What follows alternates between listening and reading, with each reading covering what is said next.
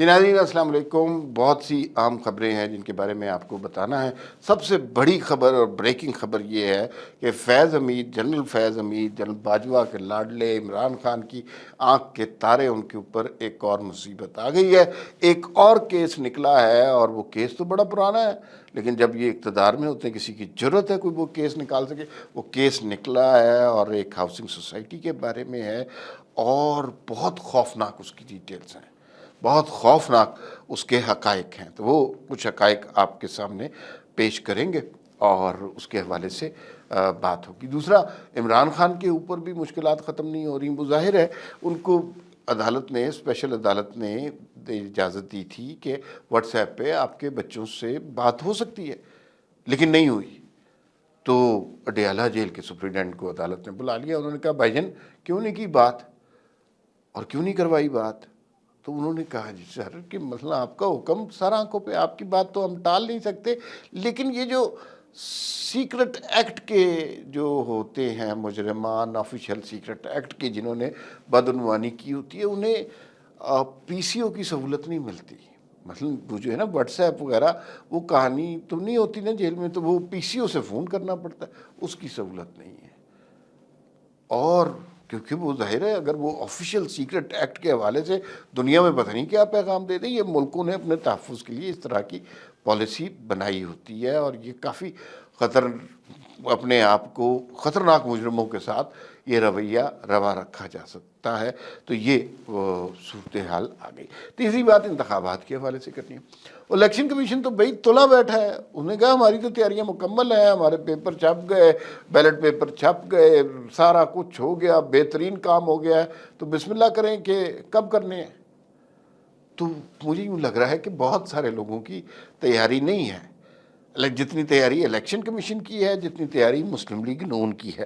اور آنے والے دنوں میں بہت کچھ بڑی تیزی سے، ریپڈلی، سوئفٹلی ہونے والا ہے اور اس کو ہم دیکھیں گے کہ اس کے کیا مضمرات اور اس کے کیا ثمرات ہوتے ہیں. اب بات کرتے ہیں جناب پہلی سٹوری کی جنرل فیض حمید کے حوالے سے. اور کہا یہ جاتا ہے سٹوری کے مطابق F11 اسلام آباد کا بڑا پوش علاقہ ہے. ہر جج، بریگیڈیئر جنرل اور جو ہے صحافی ادھر ہی رہتا ہے. بڑا مہنگا علاقہ ہے. وہاں پہ ایک رات کو چھاپے مارے گئے اور وہاں پر مجرمان اچانک ہی، پہلے چھاپا غلط مار دیا، وہ کسی اقلیتی رکن کے اوپر کے گھر پہ مار دیا اور کچھ جو ہے 25-30 لوگ سٹین گنے پکڑے ہوئے رینجرز کے لوگ اور تین چار گھروں میں داخل ہوئے. وہ کسی بہت بڑی ہاؤسنگ سوسائٹی کے مالک کا گھر تھا. انہیں خوب جو ہے 3rd ڈگری طریقہ استعمال کیا گیا، مارا پیٹا گیا. ان کی گاڑیاں اٹھا لی گئیں کہ ظاہر ہے ہاؤسنگ سوسائٹی بڑی ہوگی کوئی، اس کو گاڑیاں اٹھا لی گئیں، ان کے زیورات وغیرہ اٹھا لیے گئے، عورتوں پہ تشدد کیا گیا. اور ظاہر ہے ایک بزنس مین وہ جو ہے، اور ان پر دہشت گردی کا مقدمہ ڈال دیا گیا کہ یہ دہشت گردی. وہ جو ماحول تھا جنرل فیض حمید کی جو دم کرنا سارا سلسلہ تھا، تو وہ تو جناب اس کے بعد رولا ہی پڑ گیا کہ یہ تو دہشت گرد ہے. اب وہ شریف آدمی، بزنس مین، اور ہاں پھر اس سے سائن کرائے گئے کہ یہ جو سوسائٹی ہے نا، یہ انہوں نے کہا نہیں. جنرل فیض حمید کے بھائی چونکہ پٹواری ہیں اور وہ ترقی کر کے جنرل فیض حمید کے تحت آگے گئے ہیں، تو انہوں نے کہا جی کہ اس جو ہاؤسنگ سوسائٹی کے مالک سے کہا دستخط کریں کہ میں نے یہ اپنی سوسائٹی ان 2 لوگوں کو دے دی.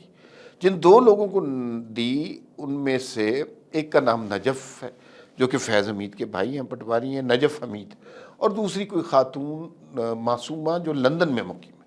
ان کے نام یہ جو ہے سوسائٹی کرتی ہے.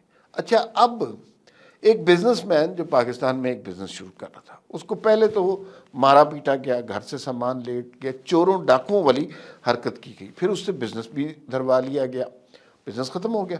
پھر اس کے بعد کیا کیا گیا کہ اس کے اوپر دہشت گردی کا مقدمہ بھی ڈال دیا گیا. اب وہ بیچارہ آدمی اپنے مقدمے بھگتتا، دہشت گردی کا خطرناک مقدمہ ہوتا ہے، مقدمے بھگتتا درخواستیں دیتا، ہائی کورٹ سے بری ہوتا. اب سپریم کورٹ پہنچا، موئز شاہد نام ہے ان کا، اور سپریم کورٹ میں جا کے قاضی فائز عیسیٰ کے سامنے اس نے ساری رام کہانی بتا دی۔ اب قاضی فائز عیسیٰ کہہ رہے ہیں، ان کے بھی ریمارکس آپ کو پتہ ہے بڑے خطرناک ہوتے ہیں۔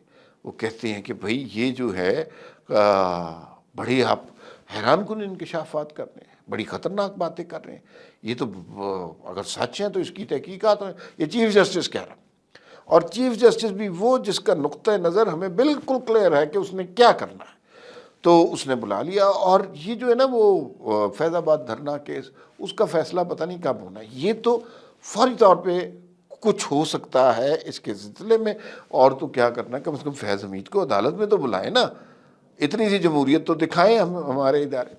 ان کا ٹرائل ہونا ہے نہیں ہونا اس پہ تو بعد میں بات ہوگی، عدالت میں تو بلائیں، کٹہرے میں تو کھڑا کریں، تو ہم شاید اتنی سی جمہوریت پہ خوش ہو جائیں۔ تو فیض حمید صاحب کے خلاف ایک اور کٹا کھل گیا ہوا ہے، ایک اور آفت آ گئی ہے، بہت بری طرح وہ پھنس گئے ہیں۔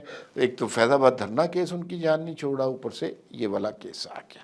اب آتے ہیں دوسرے معاملے کی طرف۔ عمران خان صاحب نے، آپ کو یاد ہے نا کس طرح یہ جیلوں میں دوسرے لوگوں کے خلاف باتیں کرتے تھے، باتھ روم میں خواتین قیدیوں کے کیمرے لگے ہوئے ہوتے تھے، اور شب خوابی کے لباس میں عمران خان اپنے فون پر دیکھا کرتے تھے، یا کوئی شخص کتنی اذیت میں ہے، رانا ثناء اللہ کو کتنی تکلیف ہو رہی ہے، اور عمران خان ایک سیڈسٹ شخص کی طرح یہ چیزیں بڑی خوشی سے دیکھا کرتے تھے۔ اور کمال بیان دیا تھا کہ شاہد خاقان عباسی بڑا کہہ رہا تھا مجھے گرفتار کرے، مجھے گرفتار کرے، ہم نے کر لیا۔ یہ دلیل تھی عمران خان صاحب کی، نہیں مانیں گے کچھ لوگ لیکن یہ انہوں نے کیا۔ تو پھر جیل میں جب جاتے ہیں ایسے سیاستدان تو انہیں پتہ چلتا ہے وہ کیا کرتے رہے ہیں۔ جیل میں چھوٹی چھوٹی خواہش بھی پوری ہونا بہت بڑی لگژری سمجھی جاتی ہے۔ واک کرنے کے لیے جگہ مل جانا، ایکسرسائز مشین مل جانا، کھانا گھر سے آنا بہت بڑی لگژری ہوتی ہے۔ کھانا گھر سے آنا، اور جو ہے فون پہ بات کر لینا، اس طرح کی باتیں بھی کی گئی۔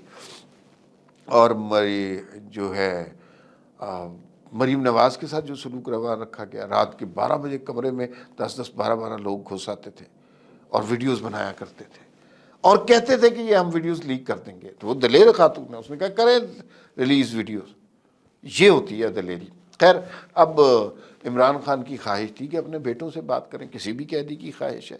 عدالت نے حکم بھی دے دیا لیکن وہ کوئی حکم پہ عمل نہیں ہوا، اور اس لیے کہ وہ جو ہے سپرنٹینڈنٹ صاحب نے عدالت میں کہا کہ سپرنٹینڈنٹ دیالہ جیل نے کہ سر ہمیں معافی دے دیں، ہم آپ کا حکم مانتے ہیں سر آنکھوں پہ، جو آپ کہیں گے وہ ہوگا، لیکن ایک شق قانون کی کہیں یہ کہتی ہے کہ جو آفیشیل سیکرٹ ایکٹ کے مجرمان ہوتے ہیں، جن کے جرم ثابت ہو چکے ہوتے ہیں، ان کی بات نہیں کرائی جا سکتی۔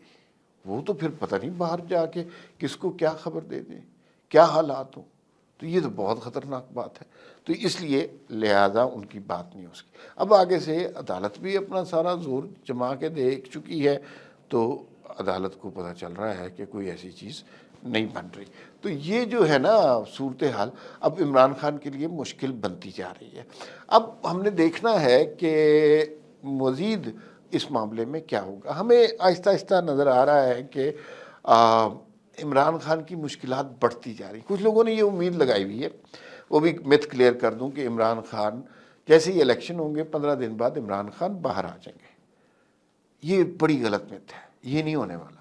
عمران خان نے ریاست کے خلاف جس طرح کے جرائم کیے ہیں، عمران خان صاحب 2-3 سال اندر ہی ہیں، اس کے بعد ان کو رہائی ملے گی۔ اس وقت تک سافٹ ویئر پوری طرح اپ ڈیٹ ہو چکا ہوگا۔ اور تیسری خبر الیکشن کے حوالے سے تھی۔ الیکشن پہ بڑی تیزی سے کام ہو رہا ہے، اور مجھے یوں لگ رہا ہے کہ یہ انٹینشنل ہے۔ یہ خبریں خود نون لیگ والے پھیلا رہے ہیں کہ ہمارے یہ الیکشن میں کوئی دلچسپی نہیں ہے، اور یہ وہ، تاکہ دوسری پارٹیاں بھی اس شبے میں رہے کہ نہیں الیکشن کی تیاریاں تو ہو ہی نہیں رہی ہیں، الیکشن کدھر ہونے ہیں، یہ تو نگران سیٹ اپ ہی چلتے رہنا ہے، اور یہ کاکڑ صاحب نہیں بیٹھے رہنا ہے۔ اسٹیبلشمنٹ یہی چاہتی ہے، لیکن دوسری جانب ان کی اپنی تیاری پوری ہے، الیکشن کمیشن کی تیاری پوری ہے، بڑی تسلی سے کام کرنے لگے ہوئے ہیں۔ نون لیگ یہ جو ابھی منشور اور ٹکٹوں کی تقسیم اس طرح کی بات کر رہی ہے، یہ صرف کارروائی کر رہے ہیں۔ اصل میں کیا ہو رہا ہے کہ یہ تیاری لندن سے کر کے آئے، میاں صاحب وہاں پہ فارغ نہیں بیٹھے رہے، وہاں پہ کام کرتے رہے ہیں۔ تو اب منشور بھی تیار ہے، اور منشور میں جو ساتھ الیکشن کی ٹکٹ دینے ہیں وہ بھی بالکل فائنل ہے. ایک مری کے ٹکٹ کا مسئلہ ہے، ہو سکتا ہے مری سے نواز شریف یا مریم نواز انتخاب لڑے شاہد خاقان کی جگہ. لیکن اب ان کی تیاری مکمل ہے، اپوزیشن سامنے نہیں ہے. دیکھیں آگے پھر کیا بنتا ہے. فی الوقت اتنا ہی.